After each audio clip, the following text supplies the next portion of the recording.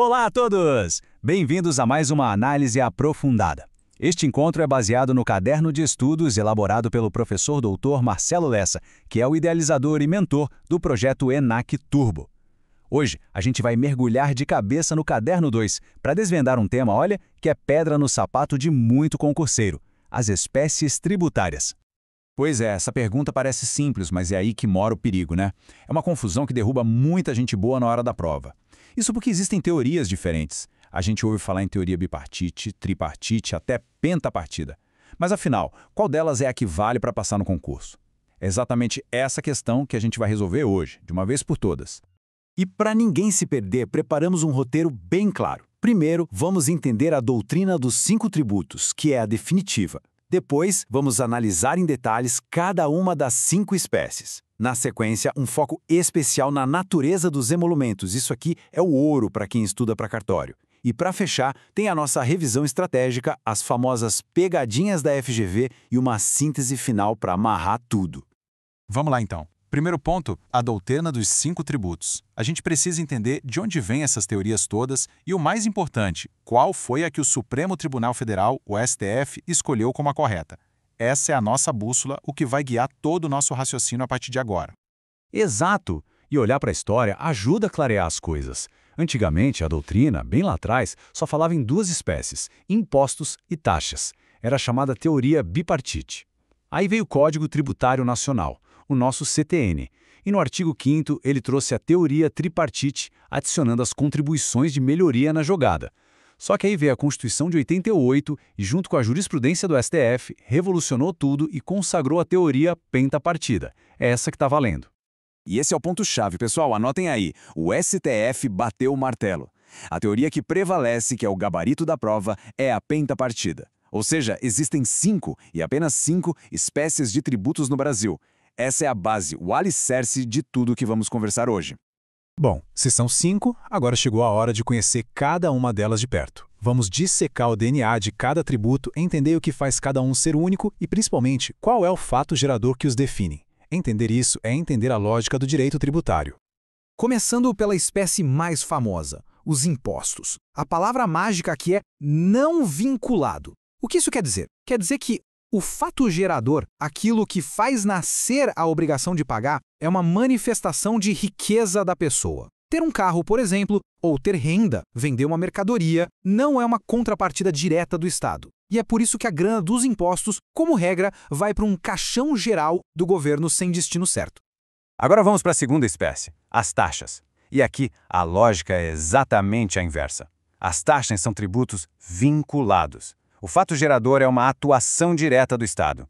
Ou o Estado está fiscalizando alguma coisa, exercendo seu poder de polícia, pensa na taxa de fiscalização de um restaurante, ou ele está prestando um serviço público que é específico e divisível, tipo a coleta de lixo da nossa casa. A cobrança está amarrada a essa ação estatal. Ah, e aqui tem uma diferenciação que é, assim, uma fonte inesgotável de pegadinhas de prova. A diferença entre taxa e tarifa. Taxa é tributo, ponto, é obrigatória, de direito público. Já a tarifa, que a gente também chama de preço público, como a conta de luz, por exemplo, tem natureza de contrato, é voluntária. Ninguém é obrigado a ter luz em casa, mas se o serviço de coleta de lixo está disponível, a taxa é compulsória. Até a cobrança é diferente. Taxa vai para a execução fiscal. Tarifa, se não pagar, pode levar ao corte do serviço. A terceira espécie é a contribuição de melhoria. Ela também é vinculada a uma ação do Estado, mas uma ação bem específica. Uma obra pública que valoriza os imóveis ao redor. E o detalhe genial aqui é o seu duplo limite. O governo não pode arrecadar mais do que custou a obra e cada proprietário não pode pagar mais do que o seu imóvel valorizou. Ou seja, o Estado não pode ter lucro, ele só é ressarcido pelo benefício gerado. Chegamos na quarta espécie, os empréstimos compulsórios. Pensem neles como um botão do pânico do sistema tributário. São super excepcionais, só a União pode criar e precisa de lei complementar. E só pode em caso de guerra, calamidade pública ou investimento muito urgente e importante. E a característica principal, que está no nome, é que o dinheiro tem que ser devolvido. É um empréstimo à força, mas o governo tem que restituir depois. E por último, mas não menos importante, a quinta e mais abrangente categoria, as contribuições especiais. O que define uma contribuição, como o professor Lessa sempre frisa, é a sua finalidade. A receita já nasce com um carimbo, com o destino certo, seja para financiar a Seguridade Social, como o INSS, seja para intervir na economia, como a CID dos combustíveis, ou para custear um conselho profissional, como a anuidade da OAB ou do CREA. A validade dela depende do cumprimento desse objetivo. Muito bem. Agora que a gente já entendeu as 5 espécies, chegamos no ponto alto da nossa conversa, a parte mais prática. Onde, afinal de contas, se encaixam os emolumentos que são pagos nos cartórios? A resposta para essa pergunta, meus amigos, tem consequências gigantescas para a atividade. E aqui está a resposta definitiva. Essa frase vale ouro, é para colocar um quadro. O Supremo, na ação direta de inconstitucionalidade 1378, decidiu de forma categórica: emolumentos são tributos da espécie taxa. Por quê? Porque eles remuneram um serviço público que é específico e divisível, prestado ali no cartório. Fim de papo. E o que significa, na prática, dizer que emolumento é taxa? Significa tudo. Vamos ver os 3 impactos principais. Primeiro, eles se submetem ao princípio da legalidade, ou seja, só lei pode criar ou aumentar emolumento. Segundo, obediência à anterioridade. Uma lei que aumenta os valores tem que esperar o ano seguinte e no mínimo 90 dias para valer. E terceiro, a prescrição. O prazo para cobrar emolumento não pago é o prazo tributário de 5 anos do CTN e não um prazo civil. Isso muda completamente a gestão de uma serventia. Ufa, foi bastante teoria. Agora é hora de condensar, de transformar essa informação em conhecimento de verdade. Vamos para a nossa revisão estratégica, o fichamento turbo, o método do professor Lessa para a gente gravar os conceitos de um jeito que não se esquece mais. Memorizem essa frase. Ela é uma síntese perfeita e genial de tudo que a gente falou.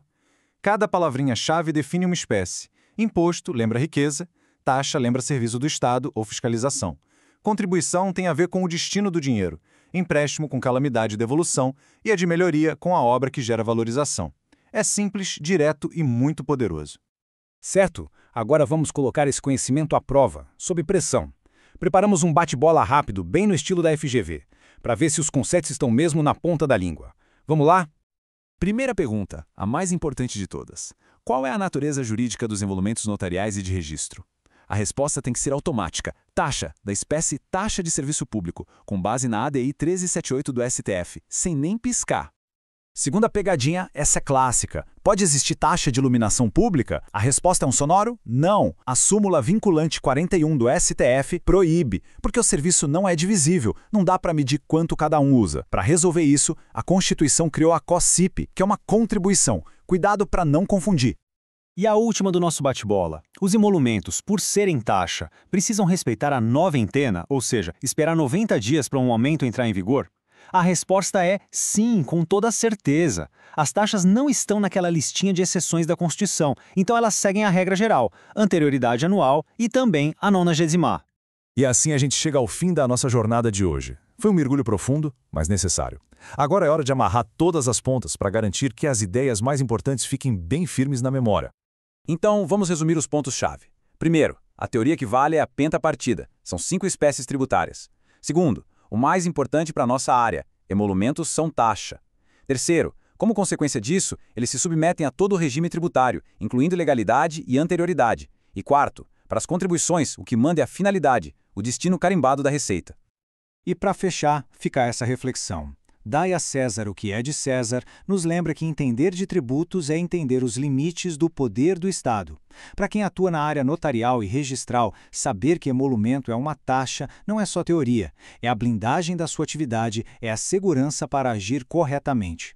Este material foi produzido a partir do conteúdo do projeto ENAC Turbo, sobre autoria e orientação do professor Dr. Marcelo Lessa. Se esse conteúdo ajudou, não esqueça de se inscrever no canal e ativar o sininho das notificações. Assim, o YouTube avisa imediatamente assim que o próximo resumo for liberado. Até a próxima!